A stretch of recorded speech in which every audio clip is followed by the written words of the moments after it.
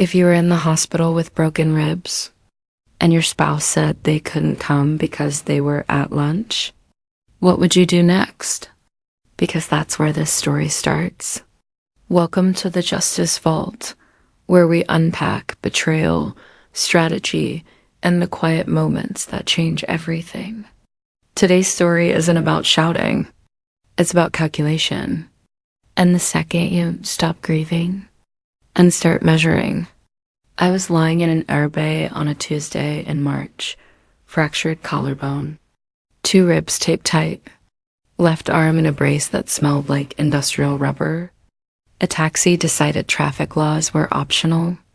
Breathing hurt, but breathing is non-negotiable. So I did what anyone would do. I texted my wife, "I've been in an accident. I'm at the hospital. Can you come?" 3 dots appeared. They pulsed for 8 seconds. Then I'm at lunch with my male best friend. Can't just leave. Are you okay? I read it twice.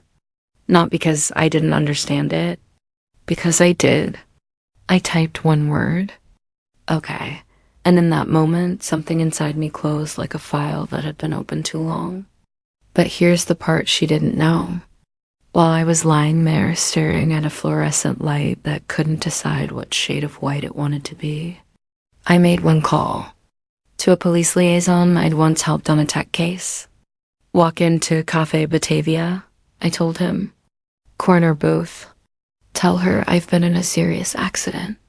Watch her face. 22 minutes later, my phone rang. She didn't ask if you were alive, he said. She looked at the man across from her. That's all I needed. If you're still with me, tap that like button, because this is where observation becomes architecture. I work in pattern recognition. For 15 years, I've built systems that find signal inside noise. For governments. For corporations. For AI research. I had never aimed that skill at my own life. Until now, I built a private pipeline. 3 data sources. Hotel top Wi-Fi login records. Shared calendar metadata. Photo geolocation tags. 14 months. Tuesdays and Thursdays. 41 overlapping device connections on a private Wi-Fi network named DKW_private. DKW, Donovan Cray, her colleague. This wasn't a fling. It was a schedule, and schedules don't lie. I'll be honest about something. One night, I built a fake audio file, cloned his voice, made it say things that could destroy his career. Technically flawless. I listened to it once, then I deleted it, because winning by becoming worse isn't winning. It's corrosion. What I used instead: facts, printed timelines, device IDs, corporate batch logs, HR documentation, no theatrics, no fabrication, just signal. I mailed a copy to Donovan's mother, a woman known for her dignity. 1 question typed at the bottom: did you know? She drove 40 minutes at dawn to confront her son.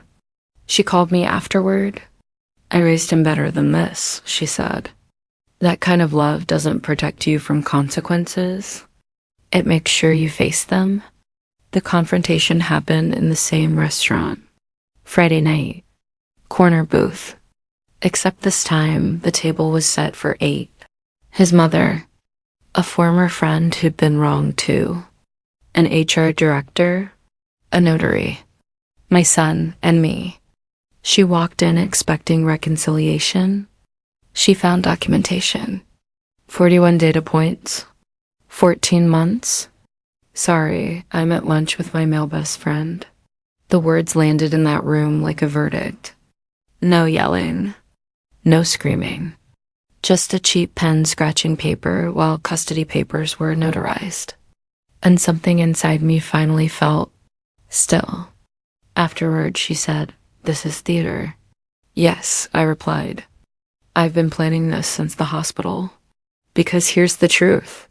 You can either grieve the illusion or conclude the contract. I chose conclusion. Weeks passed. He was suspended pending investigation, reassigned, then quietly removed from the company website. Her social invitations stopped. Silence spreads faster than gossip when the facts are clean.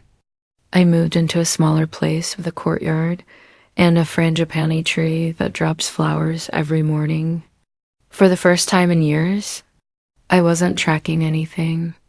I wasn't counting ceiling tiles. I wasn't building models. I was present. One Saturday, I met a muralist working with a brush too small for the wall. "Why that brush?" I asked. "Because the big brush already knows what it wants to do," she said. "This one asks questions." That stayed with me. Later that night, I opened a site my son had mentioned, one that asks deeper questions. Not surface. Not proximity. Values. What do you believe? What have you been through?